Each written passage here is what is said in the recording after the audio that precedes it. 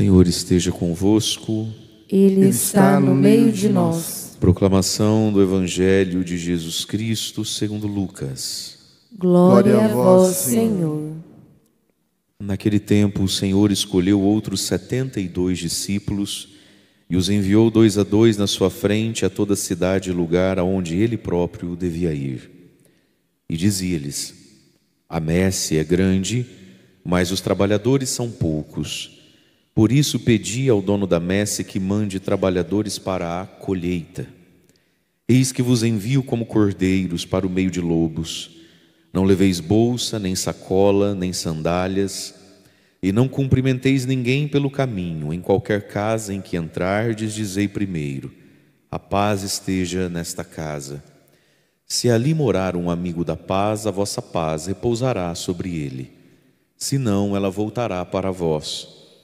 Permanecei naquela mesma casa, comei e bebei do que tiverem, porque o trabalhador merece o seu salário. Não passeis de casa em casa. Quando entrardes numa cidade e fordes bem recebidos, comei do que vos servirem, curai os doentes que nela houver, e dizei ao povo: o reino de Deus está próximo de vós. Palavra da salvação. Glória a vós, Senhor.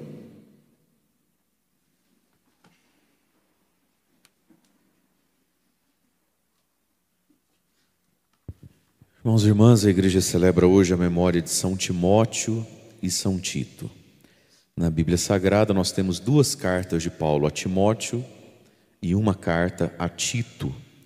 Foram companheiros de missão do apóstolo Paulo e foram eles, pelo apóstolo Paulo, instituídos no ministério episcopal. São episcopos, são bispos. O bispo é aquele que do sacramento da ordem, que é um dos 7 sacramentos da igreja.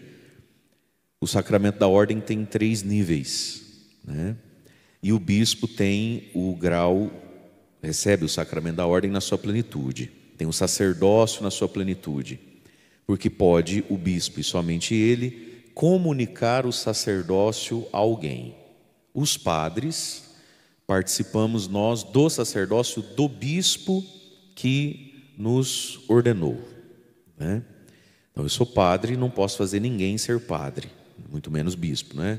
Só o bispo pode comunicar o sacerdócio. Numa das cartas de Paulo a Timóteo, que era então bispo, né? Que Paulo deixou Timóteo como responsável pela igreja de Éfeso, e na nossa Bíblia também tem uma carta de São Paulo aos Efésios. Uma das cartas de Paulo a Timóteo, ele diz assim, pensando então na igreja de Éfeso, né? Timóteo, o bispo deve ser assim, assim, assado. Ele diz assim: e não te apresses, não tenha pressa de impor as mãos sobre ninguém. Muita paciência, muita prudência, e deixa o tempo trabalhar, porque nem tudo que reluz é ouro, né? Como que dizendo isso?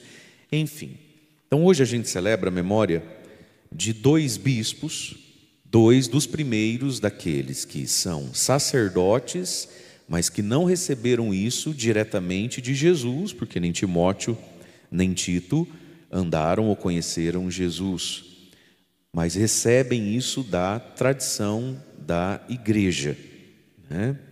Recebem isso como tradição pela imposição das mãos do apóstolo para a sucessão apostólica. Portanto, Timóteo e Tito não andaram com Jesus, mas receberam o sacerdócio apostólico na sua plenitude, né? E aí Timóteo e Tito, lá nas suas comunidades, transmitiram o sacerdócio a mais homens, né? Nós temos aqui como primeira opção de leitura 2 leituras.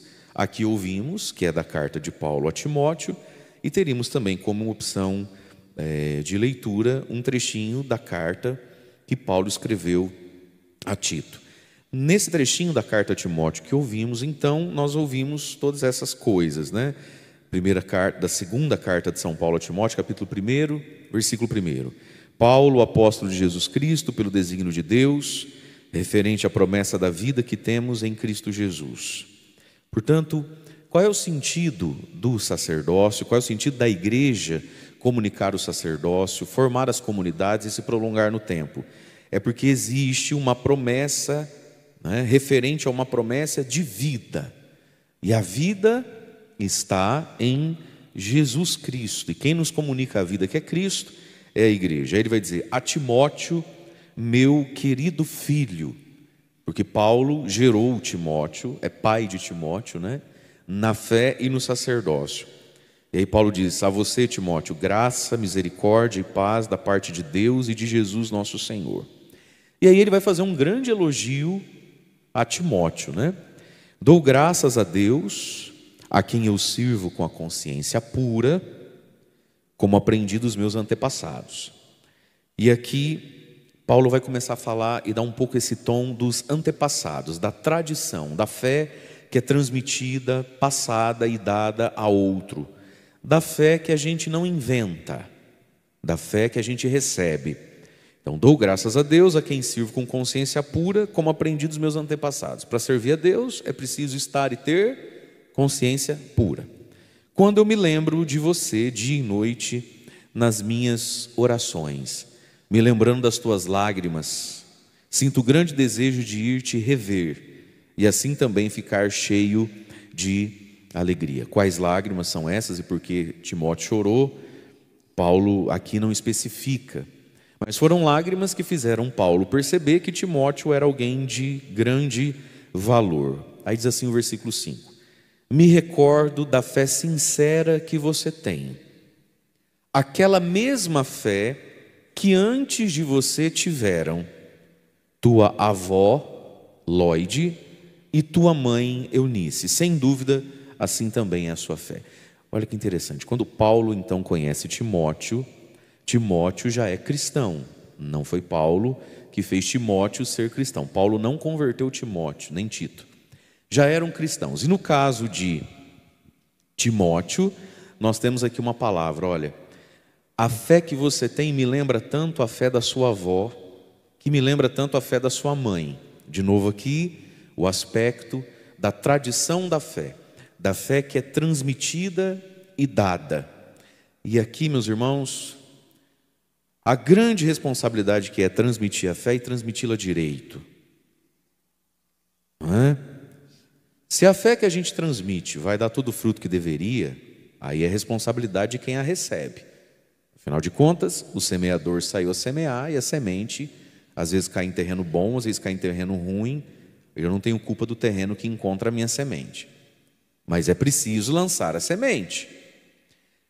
E aqui nós vemos então, olha, Timóteo, a tua fé me lembra muito da sua mãe, e não podemos esquecer de falar da sua avó, a mãe, o Timóteo. A tradição, a passagem, não é, da fé, a fé que é dada a outro, incutida em outro. E aí, como refletimos ontem, Ananias, que orou por Paulo e depois discipulou Paulo por alguns anos, não tinha noção que aquele terreno chamado Paulo era um terreno onde uma semente daria 100 frutos, né? Como hoje também. Será que vovó Lóide e mamãe Eunice tinham noção do quão grande e quão bom era esse terreno chamado Timóteo? Não tinham noção, né? Como Santa Mônica não tinha noção de quão bom era aquele terreno que se apresentava. Santa Mônica, né, não tinha noção de quão bom era aquele terreno chamado Agostinho, que por 30 anos se apresentou cheio de pedras e de espinhos, mas que se ficasse limpo, olha só no que ia dar, né? No livro As Confissões, Santo Agostinho escreve que a mãe dele dizia para ele no fim da vida: meu filho, eu tanto rezei para você, e tudo que a mãe queria era que você se arrependesse e se batizasse e fosse na missa comungar, igual a mãe faz. Não é que o negócio deu certo mesmo? E agora eu te vejo assim, bispo da igreja. Nem pedi tudo isso, né? Mas vamos lá, queridos. A gente nunca sabe quando diante de nós, pequeno ou pedregoso ainda, não importa, né? Está um Agostinho, está um São Paulo, não é? Está um São Timóteo. Por isso a semente tem que ser jogada todos os dias, com inteireza. O serviço tem que ser bem feito, né? O semeador saiu a semear e o fez com esperança, fez com a melhor semente que tinha, porque Timóteo é alguém que, claro, foi evangelizado por Paulo, recebeu o sacerdócio pelas mãos de Paulo, cresceu muito nas mãos de Paulo, mas Paulo, ao lembrar de Timóteo, reconhece: Timóteo, a bênção que você não seria, ou pelo menos não seria tão bom quanto não fosse a mãe e a avó que você teve, né? Portanto, meus queridos, o que acontece nas nossas casas importa, e não importa pouco, importa muito. Por que a gente vê tantos cristãos que vão se salvar? Não vão para o inferno, eles vão para o céu. Mas são cristãos assim muito inacabados, são cristãos assim que na mão de Deus, Deus não pode fazer muito com eles ou através deles. Às vezes a pessoa tem fé, uma fé que ela recebeu da igreja, mas todos nós carregamos muito do que é o nosso pai e a nossa mãe. A gente carrega muito as nossas heranças, não é isso? O jeito de ser, certas perspectivas da vida, certas compreensões a respeito de fatos e coisas que às vezes podem limitar muito um ser humano que vai ter muita fé. Vai ter muita fé, mas ele carrega uns trejeitos, uns encardidos que vem de vô, que vem de pai, que vem de piquiri. O Evangelho tem poder de purificar todas essas coisas? Claro que tem. O Evangelho tem o poder de nos desamarrar de todas essas coisas? Claro que tem, mas dá mais trabalho do que se não tivesse que fazer isso também. Timóteo, quando eu penso em você, eu vejo em você características tão bonitas da sua avó e da sua mãe. E essa avó e essa mãe, não tinham noção, que insistiam, que evangelizavam, que educavam, que poliam um homem que ia vir a ser braço direito de São Paulo. Porque por um tempo e muito tempo, quem foi Timóteo? Mais um menino, mais um adolescente, mais um jovem querendo dar trabalho, precisando ouvir umas verdades, precisando ser esticado, levado na rédea curta às vezes, precisando ser compreendido. Elas não tinham noção do filho que tinham, não tinham noção do neto que tinham. Mas agora, não sei se eu vou exagerar na reflexão e nas aplicações, possivelmente sim. O fato aqui de não ser mencionado o nome do pai me parece grave. Não sei dizer se Timóteo perdeu o pai muito cedo, então não dá para botar o pai na jogada, porque muito cedo o pai faleceu. Ou não dá para pôr o pai na jogada, porque Deus me livre e guarde, há 2000 anos atrás, então, será que era Timóteo a imagem de muitos homens de hoje? Vai lá, mulher, olha o teu filho chorando. Vai lá, mulher, tem reunião da catequese dele lá, o negócio da igreja lá, ó. Vai lá, mulher, fala com o teu filho, você que leva jeito para conversar, fala você. Mas amor, tem assunto que é o pai que fala, é o homem que fala. Vai lá você, tanto faz, vai. Estou cansado, você sabe que eu não sei falar, não gosto de conversar. Aí eu não sei. Qual é o fato pelo qual Timóteo é um homem que tem mãe, tem vó e não tem pai? O papel aqui que não apareceu do pai, né? Mas que Eunice, a mãe, e Lóide, a avó, compensaram, complementaram. Talvez um dia Paulo, ao entrar na vida de Timóteo, compensou um tanto disso, né? Mas que fica a provocação, então, sobretudo, né? Que a tradição da fé e a educação da fé, por óbvio, não é serviço só de vó e mãe, né? Também deveria ser de pai, como foi em Jesus. Mas não é o filho do carpinteiro? Não é assim? Várias vezes na Bíblia vai dizer, quando pensam em Jesus, pensam em José. Na boca do povo, quando pensam em Jesus, pensam em José. Não é ele o filho de José, o carpinteiro, mas ele não veio lá de Galileu, o pai dele não é José, a figura paterna em Jesus foi muito presente. Mas tudo isso, meus irmãos, para dizer da transmissão da fé, a igreja que transmite a fé. Transmite a fé como? De bispo para sacerdote, e transmite a fé como? Só assim? Não, de vó para filha, de filha para mãe, e é assim que se faz a fé também. Esse sacerdócio que se vive dentro de casa, esse sacerdócio que se vive com aquele que Deus nos confia, né, para ser educado. E aí continua a leitura.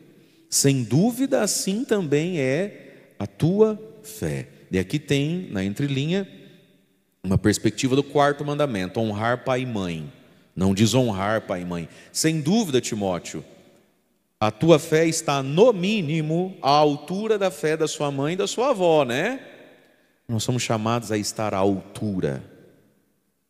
Por isso que é um pecado tão triste, ofende tanto a Deus, diminui tanto o ser humano, a pessoa que desonra pai e mãe. O ser humano que não consegue, no mínimo, estar à altura do pai e da mãe, ele é um fracassado espiritual, moral, social, diante de Deus, diante da vida e diante dele mesmo.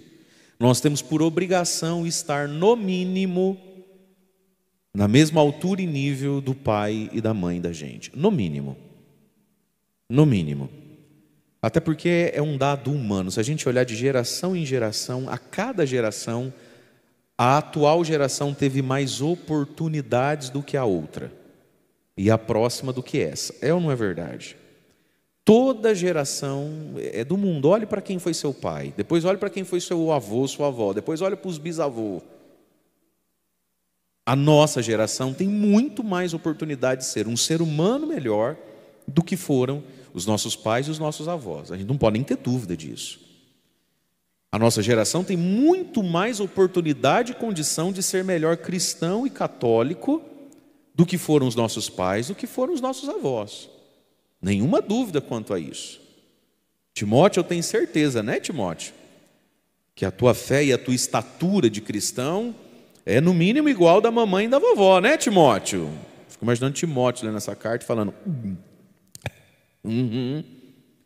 porque é assim que tem que ser. Né?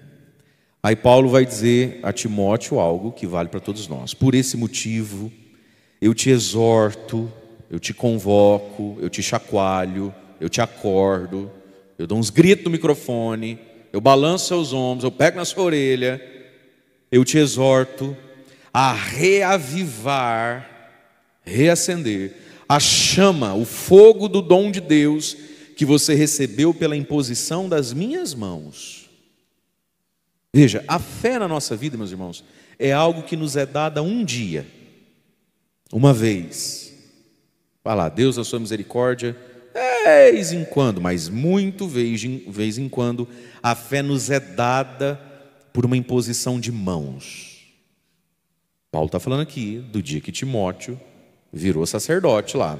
Em Éfeso, teve alguma celebração, onde Paulo impôs as mãos publicamente, diante de uma comunidade, na cabeça de Timóteo e não na cabeça de outros. Paulo está dizendo, naquele dia você recebeu uma chama dentro de você, uma fogueira, um fogo.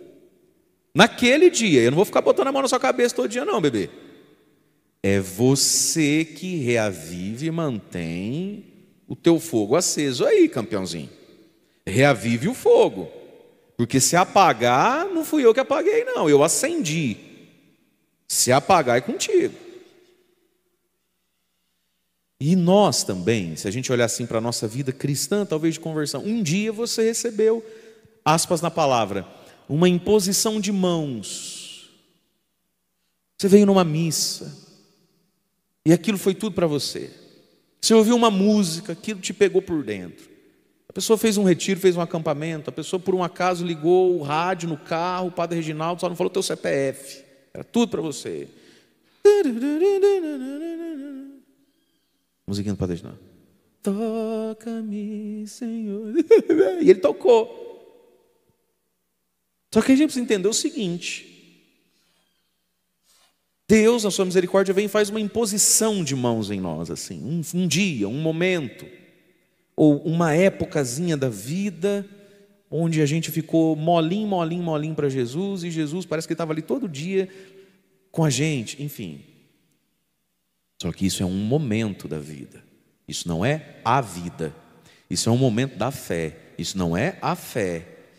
Paulo, depois de ter feito isso, passado um tempo, está escrevendo para Timóteo. Timóteo ficou no lugar de Paulo, o que não devia ser coisa pouca, né? Imagina as comparações. E aí Paulo está dizendo para Timóteo, Timóteo, reaviva o dom, filho. Bota lenha nessa fogueira aí. Não deixa baixar a pressão, o fogo. Reaviva o dom que você recebeu. É um dom, é um presente. Você não vai cuidar dele, você não vai conservá-lo. E aí Timóteo, como Tito, tiveram que encontrar seus próprios caminhos, tiveram que encontrar seus próprios meios de se manter conectado com Deus. Como uma criança, quando sente fome, por alguns anos da vida, o que a criança faz quando ela sente fome? Chora ou fala, mãe. Certo? Chega uma hora que o que a mãe fala? Ah, meu filho, se vira. Abre a geladeira ali, o fogão está ali, a mãe está cansada hoje, a mãe tem que sair. Sei lá, vê o que você faz. Liga lá, pede um lanche, eu não sei, eu tenho coisa para fazer. Você não fala isso para uma criancinha, fala.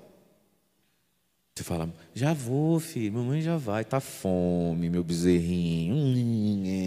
Aí chega uma hora que você fala, filho, não sei, micro-ondas, fogão, ovo, se vira, vê o que você faz, bebê. Não é assim? E ainda, depois, só passa para corrigir. Que sujeira essa pia aqui? Não é isso? Mas que sujeira esses pratos aqui? Essa precisa espirrar óleo para todo lado, para ficar um ovo? Isso é uma mãe. Não vou te dar comida, ainda vou avaliar a comida que você fez. Não é assim? Mas só come porcaria, olha, só fritura. E está tudo certo. Paulo chegou nesse ponto aqui com Timóteo. Eu não vou botar lenha na tua fogueira, é você que coloca, mas estou passando só para ver se a fogueira está bem acesa também. Não vou te dar o que você pede e vou avaliar o que você faz. E é bom que seja assim. A gente precisa entender esses momentos da nossa vida. Agora me diga uma coisa. Vem cá comigo, ó. A gente vai acordando, né? E a cabeça vai acelerando. Oh, meu Deus. Como é que Paulo sabia que a chama do dom de Deus estava precisando ser reavivada em Timóteo se Paulo não estava lá? Alguém fofocou. Alguém fofocou. Alguém estava falando de Timóteo pelas costas. E isso aqui mostra, preste atenção, o tamanho de Timóteo, a grandeza de Timóteo. A gente conhece uma pessoa quando ela é corrigida, muitas vezes, não é? E a gente conhece alguém, ou conhece a nós mesmos, quando a gente é corrigido porque um outro foi falar de nós. Aí a gente precisa escolher se comportar igual uma criança mimada e ficar todo machucado porque foram falar de mim, ou olhar e se perguntar se o que foi falar de mim é verdade mesmo. Então, se é verdade mesmo, obrigado, Senhor, pelos fofoqueiros. Estão até contribuindo para eu não me perder. Não é assim? Alguém foi fofocar da vida de Timóteo para Paulo. Alguém foi dizer, Paulo, manda uma mensagem, um zap lá para o Timóteo. Vocês têm se falado? Vocês têm se conversado ultimamente? Fala lá com ele. Se Timóteo é mimizento igual tantos de nós, porque não vem falar direto com a gente? Não vem falar direto com você, Timóteo, porque se eu vou falar direto com você, você não vai me ouvir. Quem sou eu na fila do pão? Mas o Paulo eu sei que você respeita. A grandeza de Timóteo, olha, homens de Deus. A gente percebe como a igreja e a fé em nós, para crescer e não se perder, ela convive com uns dinamismos muito humanos da nossa vida. Padre, chama fulano para conversar. Estou ouvindo umas histórias, estou percebendo tais coisas. Se eu for falar, não vai dar certo. Né? Mas quem veio falar, padre? Não importa quem veio falar, é verdade o que estão falando? Se é verdade, isso é o importante da conversa. Se é verdade o que estão falando. Timóteo era alguém dócil, né? Timóteo era alguém maduro. Timóteo era alguém focado. O objetivo de Timóteo é não perder o que Paulo deu e não ficar resolvendo picuinha com quem fala mais ou fala menos. O foco, né, da coisa. Então, Timóteo, reaviva, meu amigo, o dom de Deus que você recebeu por imposição das minhas mãos. E todos nós, meus queridos, recebemos uma imposição de mãos, né, ao longo da vida, em algum momento. E claro, recebemos a imposição das mãos da própria igreja quando a mão do sacerdote nos tocou no batismo, quando a mão da igreja nos tocou no sacramento da crisma, quando a mão da igreja nos toca no sacramento da confissão, não é isso? Quando a mão da igreja nos toca em toda a missa, quando você escuta assim, ide em paz, que o Senhor vos acompanhe, desça sobre vós a bênção do Deus Todo-Poderoso, Pai, Filho e Espírito Santo, amém, é uma imposição de mãos, né? Recebeu a imposição de mãos da igreja, um dom, um fogo, mais um galho aí nessa fogueira foi colocado quando a igreja toca pelas suas mãos o sacramento do matrimônio, da unção dos enfermos, não é isso? Então nós temos essas mãos sobre a nossa cabeça. Agora isso é pontual. Quem é que mantém aceso? Somos nós. Versículo 7. Pois Deus, Timóteo, Deus não nos deu um espírito de covardia, de timidez. Essa jacuzice aí, feio. Essa sua mania de perguntar por que eu, será que eu consigo? Já deu. Deus não nos deu um espírito de timidez. Outras traduções colocam de covardia. Mas um espírito de fortaleza, amor e sobriedade. 3 coisas tão importantes para um bispo, um sacerdote, para todo cristão. Um espírito de amor, um espírito de fortaleza. 3 coisas essenciais para todo cristão. Um espírito de fortaleza. Fortaleza é a nossa capacidade de carregar peso, carregar a cruz, se manter firme quando a vida bate, quando a tempestade sopra. E fortaleza é a força que nos move em direção ao alvo. É preciso ter fortaleza. Tem 2 tipos de gente mole. Aquele que está molengoso diante das pancadas que está levando, das injustiças que está passando, da cruz que está pesando. Falta uma força ali, agora que descobriu essa doença, agora que a sogra veio morar em casa, porque é perigoso deixar a velhinha sozinha, sobrou para mim. E a pessoa se sente às vezes sem força. Sem força diante do desafio de um filho que está na droga, de um casamento que está passando uma dificuldade. Aí a pessoa vai ficando fraca, chorosa, entregue, escangaiada. Mas tem um outro tipo de molenga. Qual molenga? O molenga que entende a novidade de Deus, do Evangelho, o bem a ser feito, a mudança a ser feita, mas ele não tem força de dar o passo. Ele sente uma preguiça, uma leseira, um desânimo de, ai meu Deus do céu. Daqui uns dias começa a quaresma, né? A quaresma. Sabe aquela tristeza que você sente quando na missa da quarta-feira de cinza o padre fala assim: pede agora para o Espírito Santo falar no seu coração, nesse tempo santo da quaresma, para Deus mesmo soprar aí na tua inteligência, no teu coração, uma penitência, uma renúncia, ou um propósito, né, de oração, para esses 40 dias. Aí na hora, pá! Você enxerga, você vê um negócio, tiver uma ideiazinha besta, né? Nessa quaresma então eu não vou, ou eu vou para Pepi. Aí dá uma tristeza. Aí dá uma, né? Aí dá na quarta-feira de cinza, primeiro domingo da quaresma, é aniversário da tia fulana. Tem um churrasco na casa do fulano, porque com o padre fulano veio lá de Piracicaba. Faz 6 anos que a gente não se vê, fica chato não ir, aí você vai. E já no 4º dia de quaresma, 5º dia de quaresma, você está diante, né, daquilo que às vezes você falou: acho que eu não vou comer, acho que eu não vou beber, acho que eu não vou fazer. Aí você sente sabe aquela moleza? E aí começa aquelas conversas: mas o que adianta não comer carne e falar a vida dos outros? Que Deus se importa com o coração da gente, né, padre? Acho que um pedacinho de carne, só um golinho, está tão gelada. Essa canseira, essa leseira que nos vem de ainda falta 40 dias, ainda falta 30, ainda falta 25 dias. O que nos resolve diante disso? A fortaleza. Olha o que Paulo está dizendo para Timóteo: Timóteo, Deus nos deu um espírito de fortaleza, filho. Um espírito de amor. O que adianta ser forte se a gente é ruim, né? Um espírito de amor. Amor a Deus, Timóteo. É por Deus, filho, que você está fazendo isso aí. É pelo próximo, é pela igreja, é em memória da vovó Lloyd, da mãe Eunice, é por mim. Você não fala que eu sou o cara, que eu sou uma bênção na sua vida? Então me honra, Timóteo. Amor, gratidão. Um espírito de fortaleza, um espírito de amor e um espírito de sobriedade. O equilíbrio com as coisas, né? Sermos sóbrios, termos as coisas em justa conta, para não perdermos a Cristo. E aí Paulo diz a Timóteo, diz a cada um de nós: então, versículo 8: não te envergonhes do testemunho de nosso Senhor, e nem te envergonhes de mim, que estou prisioneiro. Paulo estava preso aqui. Não te envergonhes, nem de Jesus e nem de mim. mas sofre comigo pelo Evangelho, fortificado pelo poder de Deus. Não se envergonhe nem de Jesus, nem de mim. Não se envergonhe de Jesus, não se envergonhe da igreja. Não se envergonhe de Jesus, não se envergonhe de quem te deu a fé. Não se envergonhe de mim.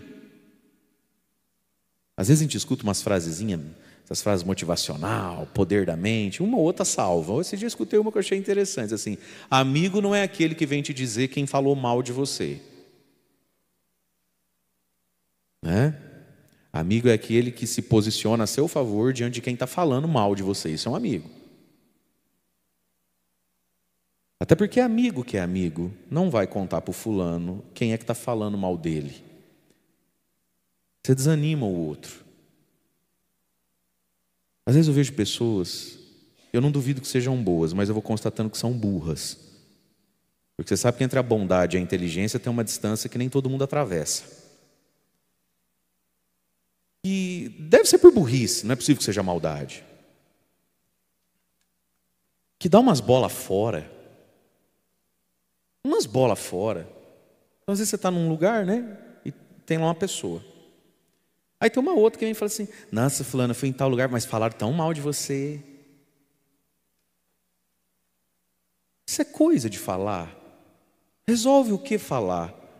Para que falar? Eu falo, é burro. Homens também fazem essas presepadas. Umas bolas fora, assim. Entende? Quando não, chega e fala assim: nossa, queria ter a fé que você tem, a paciência que você tem para aguentar o que você aguenta. Aí você olha para você mesmo e fala assim: mas eu estou aguentando o quê quando estou sabendo que eu estou aguentando? Aí você já começa a ficar neurótico, né? Você já começa a falar: uai, quem está me traindo? Quem está falando mal de mim, né? Nossa, eu admiro a fé que você tem, fazer as coisas que você faz, aguentar o que o povo fala de você. Oi? Estão falando? Deixa a pessoa fazer o que ela está fazendo e conviver com 3 amigos. Ela não precisa saber que ela tem 30 invejosos pelas costas. Tem coisa que eu não sei se é falta de inteligência, mas deve ser, né? É gente que reza, é gente que vem em igreja. Não é possível que seja maligno esse ponto, não. É só falta, assim, de uma inteligência, né? É por isso que o livro da sabedoria diz assim: a fala é a pedra de toque dos sábios. A fala é a pedra de toque. Se eu posso chamar alguém de sábio ou não. 2, Eclesiástico, acho que é, né? Que vai falar assim: e nunca chame e nem tenha ninguém por sábio antes de ouvi-lo falar. A nossa língua, a nossa boca. Entende isso? Não te envergonhes de mim, Timóteo. Eu estou preso. Não se envergonhe de mim. Mas sofre comigo pelo Evangelho. Olha que convite libertador. Timóteo, vamos preencher esse vazio que você tem. Timóteo, vamos dar um sentido para essa vida. Ó céus, ó terra, ó vida, por que eu nasci? Vou te dar um rumo agora, Timóteo. Vem sofrer comigo pelo Evangelho. Porque você não é mais o netinho da Lloyd, nem o bebê da Eunice. Você cresceu, virou homem. Até é homem, Timóteo? É? Então vem sofrer comigo pelo Evangelho. Sofrer com Paulo, sofrer com a igreja, sofrer com a comunidade que sofre pelo Evangelho, pela causa. Sofrer por Cristo. A gente sofre por tanta coisa nessa vida, gente. Verdade não é? A gente se posiciona, a gente se indispõe por tantas causas e coisas. Paulo está dizendo: Timóteo, sofre comigo pelo Evangelho. Como que se faz isso? Fortificado pelo poder de Deus. E aí, na história de Timóteo, de Tito também, nós teríamos aqui a leitura de Tito, quando Paulo vai dizer: Tito, eu, Paulo, apóstolo de Jesus, sou apóstolo para levar os eleitos de Deus até a fé, para conhecerem a verdade da piedade, que se apoia na esperança da vida eterna, né? Deus, que não mente, havia prometido esta vida desde os profetas, e no tempo marcado manifestou sua palavra, por meio do anúncio que me foi confiado a ser transmitido a vós, o anúncio de Cristo. Daí Paulo vai dizer a Tito também: a Tito, meu legítimo filho na fé, eu escrevo, filho na fé, a transmissão da fé. E em Tito e Timóteo, a gente entende um pouquinho dessa imagem do Evangelho que a gente ouviu hoje. Lucas 10, versículo 1. Naquele tempo, o Senhor Jesus escolheu outros 72. Já tinha 12, um dia Jesus pegou daquela multidão de discípulos que ele tinha, entre os quais 12 se chamavam apóstolos ali. Naqueles dias, Jesus escolheu para determinada ocasião outros 72 e enviou, a gente nem sabe o nome deles, enviou 2 a 2 na sua frente, porque a messe é grande e os operários para a colheita são poucos, né? Então Tito, Timóteo estão dentro dessa imagem da igreja que está sobre os 12, mas não é sobre os 12. Tem gente que nem tem nome, mas faz parte da colheita da messe. Pensamos hoje, irmãos e irmãs, que cada um de nós viva à altura do Evangelho de Deus e que possamos reavivar o dom do Espírito colocado em nós pelos sacramentos da igreja, por tantos momentos da nossa vida, para que a fé que um dia pontualmente nos foi dada seja preservada, aumentada no nosso coração. Louvado seja nosso Senhor Jesus Cristo. Para sempre seja louvado. Vamos ficar em pé.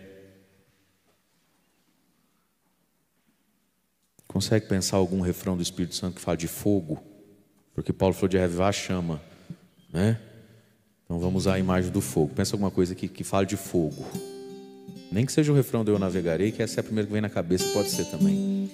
Ergue seus braços. Você que está em casa, reze conosco. No momento das nossas preces. Senhor Jesus, nós vos louvamos e vos bendizemos, porque o Senhor escolhe e envia. Porque o Senhor escolheu os 12 depois dos 72. Te louvamos e te bendizemos, Senhor, pelo dom do sacerdócio na igreja, pelo sacerdócio transmitido a homens por 2000 anos, para que tenhamos a Tua presença no meio de nós.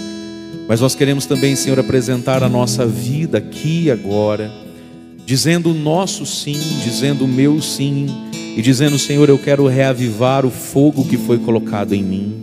Senhor, eu quero te louvar e te bendizer pelo dom que eu recebi pela imposição das mãos da igreja, pelo dom que eu recebi pela Tua intervenção em alguns momentos da minha vida, onde o Senhor colocou dentro de mim uma chama viva, um fogo vivo, uma brasa acesa. Obrigado, Senhor. E eu quero reavivar. Vem sobre mim, Espírito Santo. Faz em mim como que um Pentecostes, um derramar das línguas de fogo. Vem, Espírito Santo de Deus, acender em mim, acender em nós a chama viva da fortaleza, do amor e da sobriedade. Vem acender em nós, Espírito Santo, essa chama de fé, de amor, de intrepidez que estava acesa em Paulo, em Timóteo, em Tito. Eu quero fazer parte disso, Senhor. Nós queremos isso em nós. Vem, Espírito Santo de Deus, acender em nós a fortaleza. Vai apresentando ao Senhor suas fraquezas, suas debilidades. Vai apresentando a Deus aquilo que na sua vida hoje é frágil, na sua vida moral, na sua vida espiritual. Vai apresentando a Deus talvez desânimos, desilusões, decepções, como talvez Timóteo se sentiu fofocado, traído. Vai apresentando a Deus aquilo que está tirando de você o seu foco. Paulo vai dizer, irmãos, caminhemos olhos fixos em Jesus.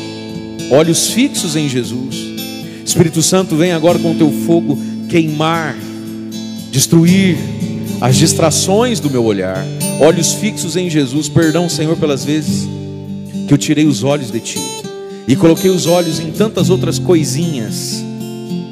Senhor, perdão pelas vezes que o meu olhar, que não está em Ti, fez com que o fogo e a chama se apagasse, quase se apagasse em mim. Vem sobre nós, Espírito Santo de Deus, Espírito de amor. Eu quero, Espírito de Deus, amar a Jesus sobre todas as coisas. Eu quero, Espírito Santo de Deus, como Paulo, Timóteo e Tito, amar a Cristo, amar a igreja, amar o Evangelho, amar as almas. Vem, Espírito Santo de Deus, vem com Teu fogo santo. Enche-me de novo, aviva-me de novo, incendeia-me de novo, Senhor. Peçamos ao Senhor, cantando juntos. Espírito, Espírito, que desce como fogo, que desce como fogo, como fogo, vem como em Pentecoste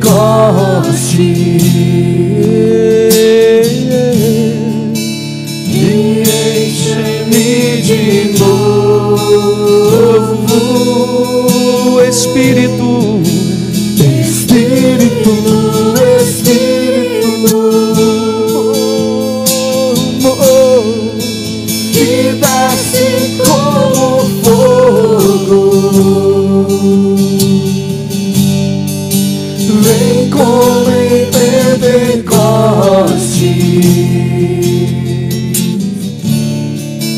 e enche-me de novo. acolhei, Senhor Jesus, pela intercessão de São Timóteo, São Tito e São Paulo, nossas preces, nossas esperanças, nossa oração. Vós que viveis e reinais com o Pai na unidade do Espírito Santo.